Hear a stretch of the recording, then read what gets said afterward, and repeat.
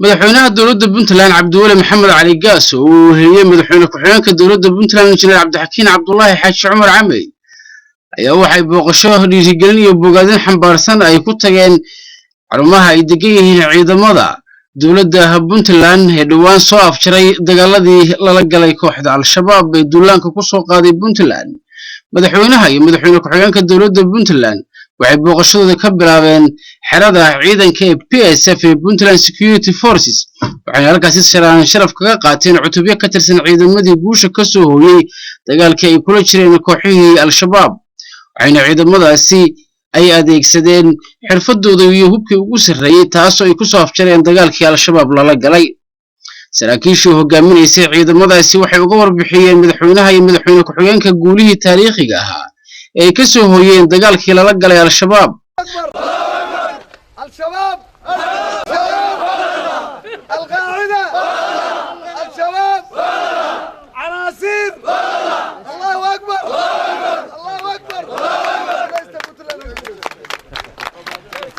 madaxweyne ciidankan ciidamo kale oo fariisimo kale fadhiyada waa ciidamadii hawsha soo gutay oo si wanaagsan oo geesinimo leh u gutay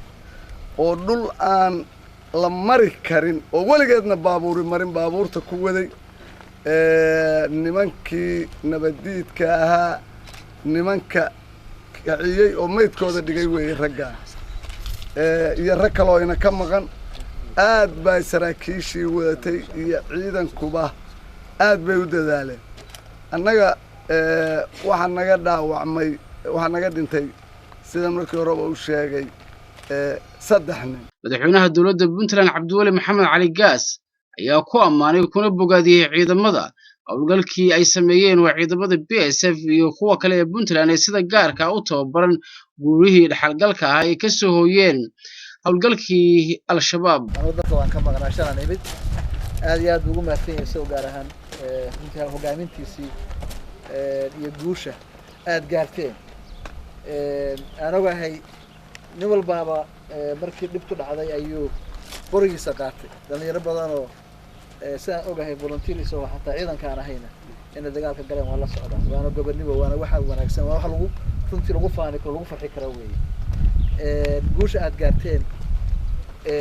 dad Soomaaliyeed iyo ummad kalaba waxay u tahay tusaale u tahay geesiyaal wadankooda iyo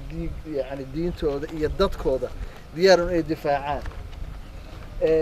ummad shacbi iyo ciidan isku duuban oo meel u wada jeeda oo yani ay dab ka tahay inay ilaashadaan sharaftooda iyo karaamadooda runtii waa waxaan la qiyaasi karin waa waxaan la koobi karin waa wax yani ku ah aan laga arag inta kale dalka meelo badan oo kamid ah aysan ka jirin weeye Cabdirasaaq Xasan Cabdi Kalsan TV